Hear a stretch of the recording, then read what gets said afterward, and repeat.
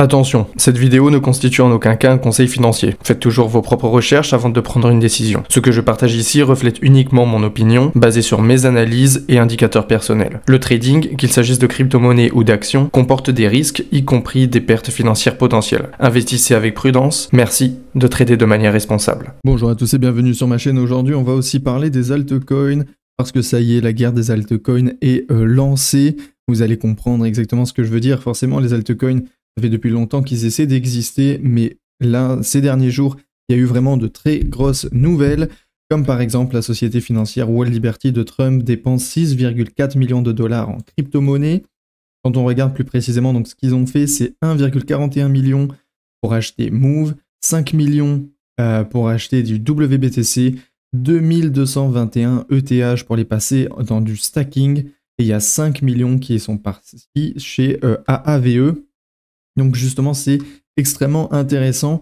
On voit que justement Trump essaie d'avoir un peu plus de présence sur les chaînes crypto et surtout sur les DeFi. Ils essaient surtout aussi à rechercher des opportunités durables dans l'écosystème financier.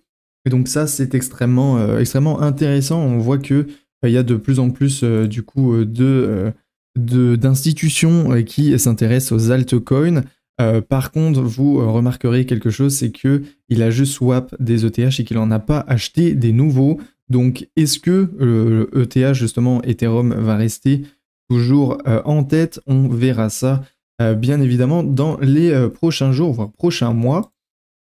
Aussi, au niveau, justement, de la SEC, elle accepte les demandes de Grayscale pour lancer les ETF XRP et Doge. Voilà, ça y est, le 13 février, ils ont reconnu les demandes. Donc ça veut dire qu'ils ont donc un délai de 240 jours pour dire si oui ou non ça va être accepté.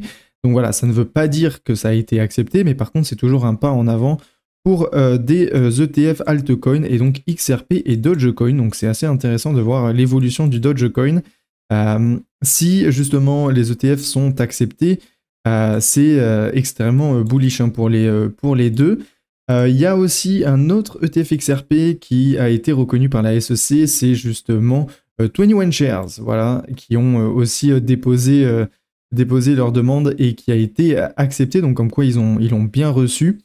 Et il y a aussi WisdomTree et Bitwise qui eux ont déposé une demande, donc on n'a toujours pas de réponse, mais on les aura pareil dans les prochains jours, voire prochaines semaines, pour voir si oui ou non ils vont être acceptés par la SEC, pour regarder si du coup tout est en place pour avoir une approbation. Quelque chose d'intéressant aussi, c'est sur Polymarket, justement. Les parieurs de Polymarket sont confiants. Justement, c'est à 81% de chance. Voilà, les chances d'approbation des ETF atteignent 80% sur Polymarket. Beaucoup de gens pensent que l'ETF XRP va pouvoir justement sortir. Et s'il y a eu l'approbation justement de l'ETF XRP, donc dans les 240 jours qui vont arriver, eh ben, l'XRP pourrait vraiment partir très très haut. Au niveau aussi du Solana, Solana devance Ethereum en termes de frais de transaction. Quelque chose d'extrêmement intéressant, donc c'est les frais de transaction moyens sur 7 jours de Solana ont dépassé ceux d'Ethereum depuis le 9 janvier. Donc ce qui met en évidence l'activité croissante de son réseau et sa demande soutenue. Il faut savoir que les frais moins élevés et le débit de Solana continuent d'attirer les développeurs et les utilisateurs. Et il y a quelque chose d'intéressant, c'est que Solana a généré 31,52 millions de dollars de revenus jusqu'à présent, contre 18,23 millions de dollars. Et justement, en janvier, Solana a réalisé un chiffre d'affaires de 124 millions de dollars, tandis qu'Ethereum seulement 109 millions de dollars. Donc vous voyez que Solana, justement, est vraiment en train de passer en tête. Donc potentiellement, tout le monde pense que c'est Ethereum, et ben peut-être pas, peut-être que le futur c'est Solana, donc à voir ce qui se passe. En tout cas, la tête d'Ethereum est clairement en jeu, sa deuxième position est en jeu. Beaucoup de gens veulent sa tête et donc on va voir ce qui va se passer dans les prochains jours. Et pour ce qui est de l'analyse technique sur le Solana, justement, on voit que le Solana malheureusement n'a pas réussi à réintégrer le range que je vous avais dit qui était hyper important. Et on voit en plus qu'on l'a du coup breaké, donc le 11, je vous avais fait la vidéo. On voit qu'on a essayé de le reprendre, malheureusement on s'est fait rejeter, et puis on a réussi donc simplement à faire un double bottom, et malheureusement on se refait rejeter par cette résistance, et donc là du coup direction encore bottom, donc direction les 190, Là, on est à 190, mais il y a une grosse possibilité de descendre à 189, voire 188. Ce qu'il faut vraiment espérer, c'est justement avoir ici un double bottom pour potentiellement aller chercher les 202 $, voire aller chercher les 212, justement dans les 4 heures. Comme vous voyez, c'est extrêmement compliqué, hein, parce que forcément, au fil des années, on a fait beaucoup de supports et de résistance. Et donc là, comme on les a vraiment toutes breakées par le bas, comme vous le voyez ici, pour les récupérer, ça va être extrêmement compliqué. Quand on regarde justement dans du daily, on reste quand même super bien. Pourquoi? Parce que on arrive sur cette justement trendline. Et donc justement, vous voyez qu'on est venu la tester et la retester plusieurs fois. Donc tant qu'on reste ici, pour l'instant, ça va, on reste bullish. Après, forcément, à voir ce qui peut se passer. Vous pouvez voir aussi quelque chose d'intéressant sur le Solana. Donc vous voyez, il y en a qui pouvaient voir aussi épaule, tête, épaule. Je pense pas que ça pourrait être considéré comme une épaule, mais pourquoi pas. Après, c'est vrai que quand on voit, surtout avec l'historique, hein, comme je vous dis souvent, c'est l'historique qui compte, il y a surtout des patterns qui se font et qui se ressemblent grandement. Vous voyez souvent qu'on fait donc trois gros sommets avant de se crasher pour ensuite repartir. Donc il y a toujours une possibilité déjà de partir sur le dernier sommet, donc c'est-à-dire ici, et ensuite repartir en haut. Ça serait hyper intéressant d'avoir ce schéma-là. C'est-à-dire vraiment on rebondit ici, donc on tombe sur les 224 pour repartir sur la trendline et pour en fait essayer de breaker justement cette résistance-là pour permettre de réintégrer ce range. Pourquoi ce range est hyper important? Parce que si on réintègre ce range-là, ça veut dire qu'on pourrait potentiellement repartir encore plus fort. Donc ça serait une des possibilités. Après, sur plutôt du court terme, il y a aussi donc, ce pattern-là, donc c'était simplement donc, celui-ci, hein, qui est simplement remis ici. Donc ça voudrait dire qu'on aurait fait justement encore une fois une tête-épaule, une épaule-tête-épaule, et donc du coup ça voudrait dire épaule-tête encore. Donc à voir ce qui va se donner. J'aime beaucoup celui-là, si forcément ça c'est un scénario qui peut se produire, mais qui est extrêmement optimiste. Extrêmement optimiste, parce que c'est forcément possible qu'on puisse rebreaker, qu'on puisse revenir encore, et qu'on puisse se faire rejeter encore sur cette résistance-là, pour repartir sur cette trendline et essayer de garder ce momentum. Mais honnêtement, je vous le dis très clairement, il est fortement possible que ici, ça ne tienne pas. Si ici les 190 ne tiennent pas, parce que vous voyez qu'ici c'est pile sur la trendline, c'est les 190-17, si les 190-17 tiennent pas, ça sera très clairement un retour aux 180, voire encore baisser jusqu'au 153, même si vous voulez potentiellement réintégration de ce range-là. Si on étend ces lignes-là, il y a une grosse possibilité de redescendre. Et si on redescendrait jusqu'au 153. Après, forcément, ça correspondrait au 0,236 de Fibonacci, en espérant justement reprendre de la force pour repartir vers le haut et garder toujours ces ranges bullish qui sont ici. Donc on en a deux et on essaye surtout de les garder pour potentiellement les réintégrer. Ce que j'aime bien, c'est vraiment celui-là. Je pense qu'il est un peu plus réaliste. Il est forcément optimiste, mais il est un peu plus réaliste. C'est-à-dire vraiment, on essaie de breaker, finalement on revient, puis on réessaye, puis on rebreak, etc. Après, à voir.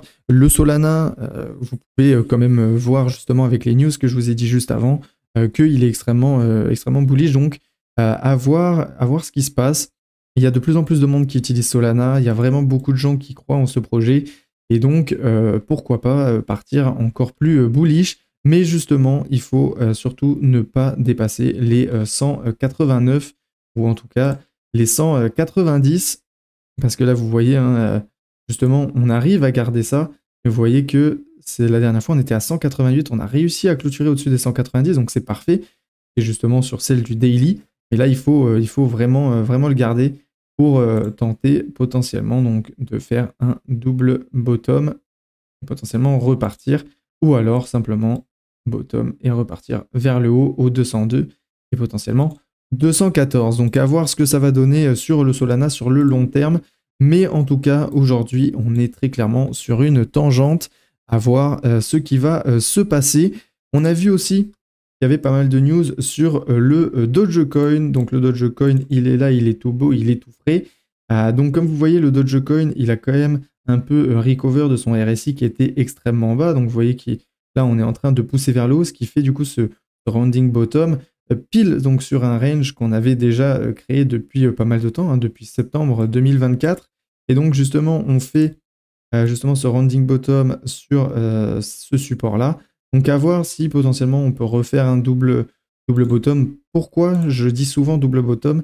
Simplement parce qu'il y aurait toujours donc le retest et une potentielle confirmation pour nous faire repartir de plus belle. Donc ça, c'est à voir du côté du Doge. Après, il y a quelque chose d'intéressant, c'est qu'il nous a créé un petit range ici, où justement il est en train de s'élargir de plus en plus. Donc pour l'instant, on est toujours dans un range bullish. Ici, on peut voir que la résistance ici pour ces 4 heures-là, donc c'est à 0,25. Donc si on redescend au pire à 0,25, on pourrait toujours repartir de plus belle pour aller tenter d'avoir donc les 0,28 ou même donc les 0,28 933. Donc pour l'instant, Dogecoin bullish, mais par contre, forcément, on n'est jamais à l'abri que ça break par le bas. Mais pour l'instant, il n'y a pas besoin de s'alarmer, surtout qu'on le voit ici. On a ce rounding bottom et donc qui pourrait potentiellement se transformer aussi en un double bottom pour repartir de plus belle. Et ensuite, on va finir avec le XRP. Le XRP, qui était quand même assez bullish, qui malheureusement a craqué du coup son range donc par le bas. Et là, justement, il essaie de casser sa trendline baissière. Donc, comme vous la voyez, hein, elle est ici, la trendline baissière. Et donc là, ils ont essayé, on essaye en tout cas de la casser. Malheureusement, ça ne tient pas. On voit que les 0,786 de Fibonacci tiennent extrêmement bien. Et donc, potentiellement, du coup, un retour au 2,29. Mais s'il y a un 2,29, potentiel double bottom pour partir de plus belle. Mais justement, il faut voir sur cette résistance-là, parce qu'il ne faut pas oublier qu'on crée toujours des résistances. Et si on crée des résistances, eh ben, ça va être forcément compliqué d'avoir justement assez de force pour partir vraiment très très haut.